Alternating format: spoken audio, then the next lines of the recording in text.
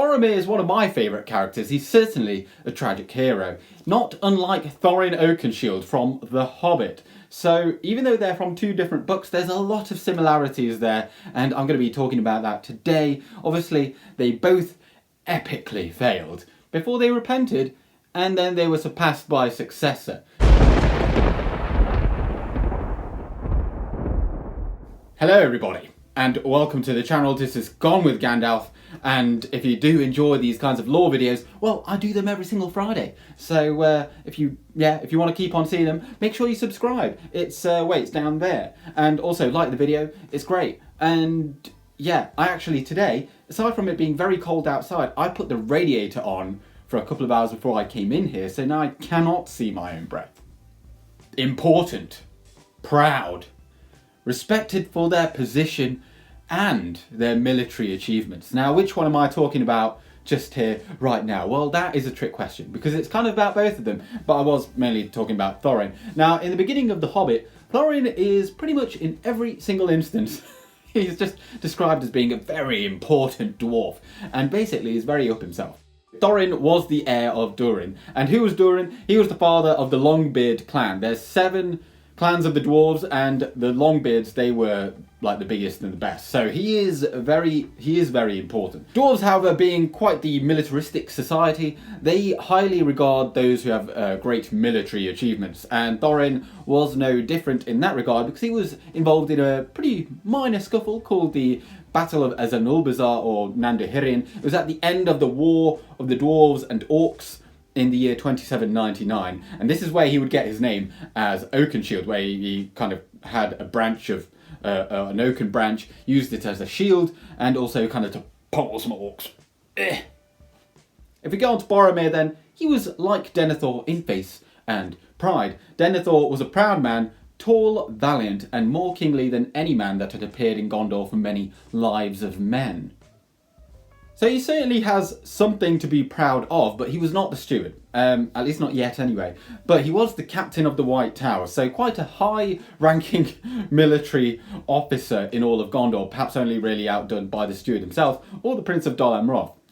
Boromir too was well known for taking part in military scuffles, and in 3018, in the summer of, that is when Sauron kind of began the War of the Ring. He attacked the eastern portion of Osgiliath, and there the Gondorians had to retreat over the river. Now, before they fully retreated, they of course destroyed the bridge, but someone has to stay on the eastern side so that the orcs don't get across, and there were 4 men in the end that were still remaining as the bridge, the final bridge, was destroyed, and one of those was Boromir, who would then swim across the river. However, as the saying goes, pride would come before a fall.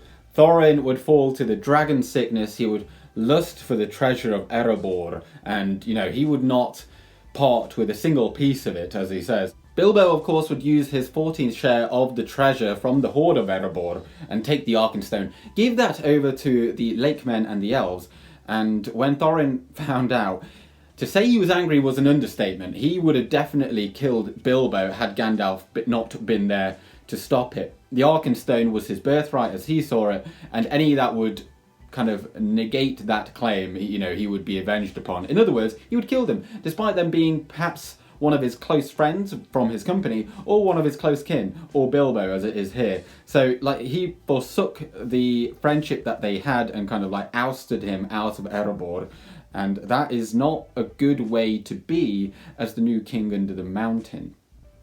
But the fall, it continues. It gets even worse from Thorin, because after Bilbo is ousted, his 14th share would then go to get the Arkenstone back, which seems fairly noble, except he would then no longer give the famous necklace of Girion, or the emeralds of Girion, that is kind of like the same as what the Arkenstone is to him.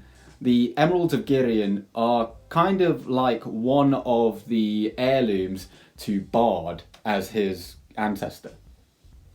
So it is quite ironic, really, that he does not see the claim for Bard and his ancestors' jewels, his heirlooms, but he kind of rages about the fact that he can't have the Arkenstone, which is rightfully his.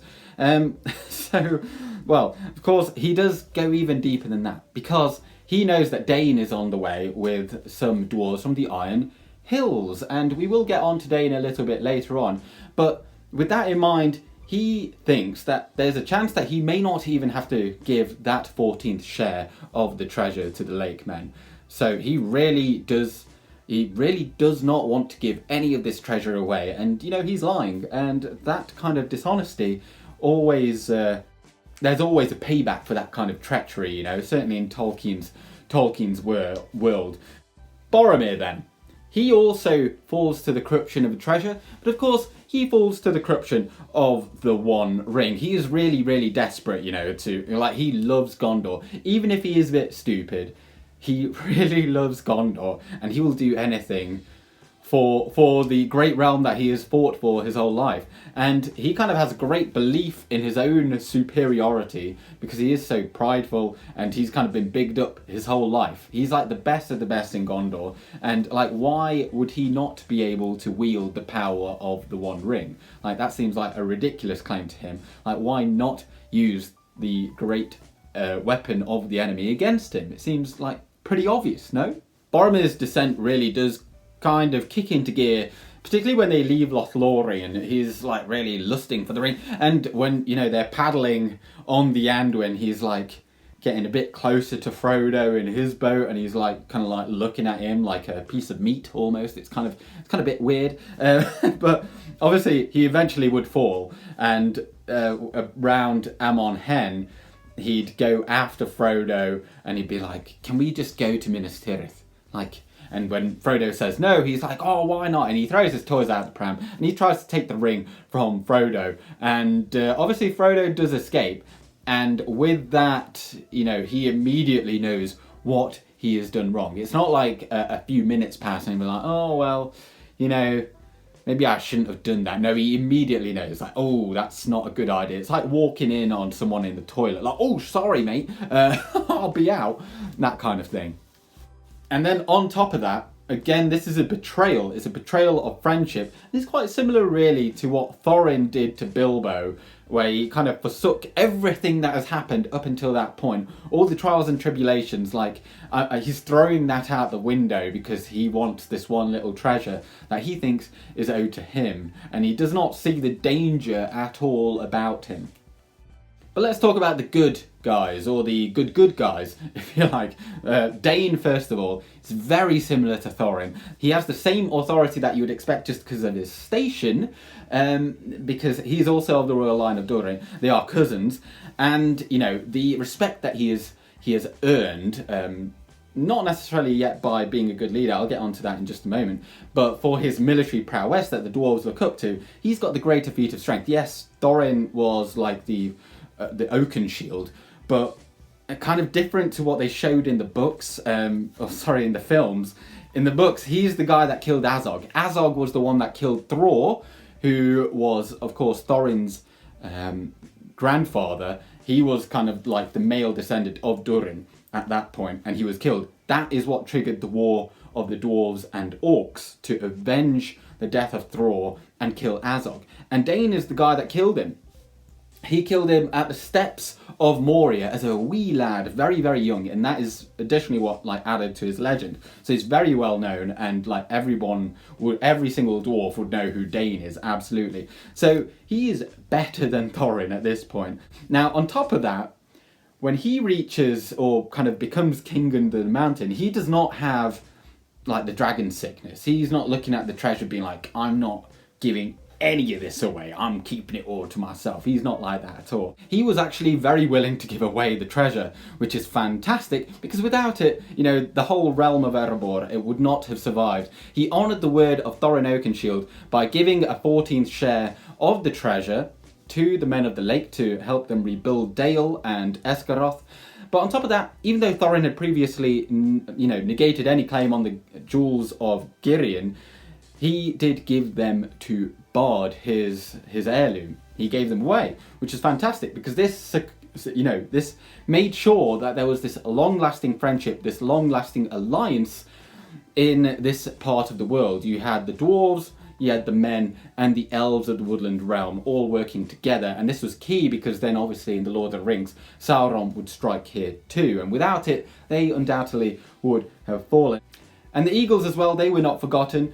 Dain would swear an eternal friendship with them and even gave them a cheeky crown of gold. There. So in the end, the prophecies about the king under the mountain and the gold flowing out, they were not about Thorin, they were about Dain. So what about the better half of Boromir? Well, that was Faramir, or rather, Faramir is what Boromir should have been like had he been a bit better.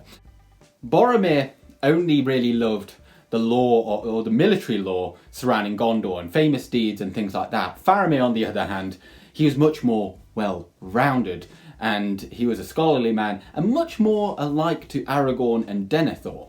So he was perhaps less known for his prowess, but only because, in these days, men are slow to believe that a captain can be wise and learned in the scrolls of lore and song.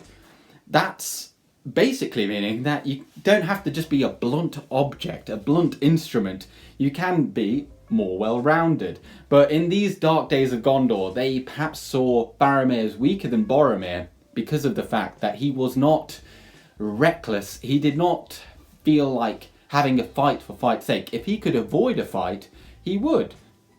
Having said that, he was certainly no pushover and probably would have been pretty much Boromir's equal anyway, but he was one of the four to hold the eastern side of Osgiliath with Boromir. There's the two brothers and then two other dudes that no one cares about. On top of that, he was the captain of the Rangers of Ithilien, and he led the guerrilla assault on the forces of Sauron in the days of the War of the Ring, as they were amassing greater and greater numbers. He led the front line. And despite this, he was not befallen to his pride, which Boromir obviously did. Now, he was the one that saw the prophetic dream of Rivendell first.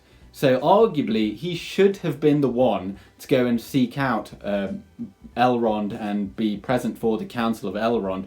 And perhaps that is an idea for a future video, like what if Faramir had gone instead of Boromir. But Boromir, he was sent by Denethor, obviously, who, he's like the brains behind everything that happens in Gondor, and he can much more easily manipulate Boromir into doing what he wants, rather than Faramir, who is more of a student of Gandalf, who, Denethor absolutely detested. Now, Denethor's blunt instrument did go, and he fell to pride, and we know what happened there. But Faramir was given the same exact test, if not actually it was a much greater test, because Faramir had Frodo in his captivity, and he knew that he had the One Ring. In fact, he'd already guessed that, there's something about this little hobbit, he must have something. And he already said at that point, basically, that he would not take the One Ring. Then Sam says, he's got the One Ring. He held his word. And he stuck to his honour, and he was a man of honour. Unlike Boromir, who forsook the kind of oath of fellowship that he had taken in Rivendell to guard Frodo. And so, Faramir was able to reject the lure of the ring and did not succumb to its charms. Right, well, you think that's all that there is to say, but Tolkien, the ever wise, he gives everyone a chance to repent. Even Sauron was given a chance to repent, and so was Saruman. So obviously, Thorin and Boromir were given that opportunity too, and it's what you do with the opportunity that kind of really makes a character, and despite all their flaws, they can still become heroic in the end. Now, Thorin, he would charge out of the gates of Erebor, and he overcomes the ailments that had begotten him before. The dragon sickness no longer kind of had a hold upon him, and as he charges out the gate and he's like rallying everyone towards him, all the dwarves come to him. Some of the lake men, they are drawn to him. Even some of the elves are drawn to him, and that is a real sign of unity, and that is this is what King Thorin should have been, what he could have been, and you kind of think about what could have happened after the battle, perhaps had certain things not happened. And there is a particular quote or quotation that I do like, and that is that Thorin, as he charged out, he gleamed like gold in dying fire. Perhaps that is him being the prophecy of the king under the mountain and the gold kind of flooding out the gates. But with it being the dying fire, perhaps that is like foreshadowing. He's gonna die. Boromir also recognised his failure and he took his opportunity, and he was mowing down dozens of orcs to protect Merry and Pippin. And both of these characters, Thorin and Boromir, they had gone from the self-absorption that had come from their pride and belief that they are entitled to what they think that they are entitled to, and they go to self-sacrifice to protect those that cannot protect themselves. Thorin then, on his deathbed, begs for the forgiveness of Bilbo and takes back the words that he had said at the gate and things like that. And the kind of the best quotation you can really pull for this is that if more people valued home above gold, this world would be a merrier place. This quotation really makes this seem far less fantastical. You're reminded perhaps that, you know, this is applicable to the real world. And I'm not saying that Tolkien did this for that reason, but it does make the character of Thorin, it gives him more warmth, and it allows him to kind of go out of the story in kind of also a warm light to the reader. And it does make him far more endearing, and you do forgive him for what he became once they kind of got to Erebor. Boromir's loop of forgiveness really kind of comes to the fore when he says immediately to Aragorn upon his deathbed that he tried to take the One Ring from Frodo. And that admission of his guilt, I think, does redeem him. And everything that he did to try and then save Merry and Pippin kind of adds to that. Obviously he did great harm to the Fellowship, and like, but you know, this shows the power of the One Ring, and it can take even the greatest man and bring them to his knees. Owning your mistakes, particularly if you're a very proud man, is very difficult. I myself, I can be quite stubborn, and I'm nowhere near the levels of Boromir. So for him to admit this, that he, you know, he tried and he failed, that is significant in my eyes. And that is why I think he becomes so endearing, and he's one of my favourite characters because of that. And something that I think is perhaps better in the films is when he kind of says to Aragorn, he's like, I would have followed you, my brother, my captain, my king. I think that as well kind of also adds to that, where he admits and swears his fealty to Aragorn to become the next king of Gondor, where he previously, in his pride, had said, Gondor needs no king.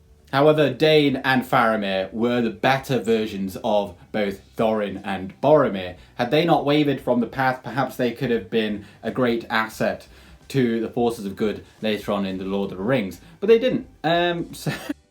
However, you do need flawed characters, otherwise it's going to get pretty boring pretty quickly. But King Dain would die as he lived, heroically at the gate of Erebor, defending the body of his ally King Brand during the final moments of the War of the Ring.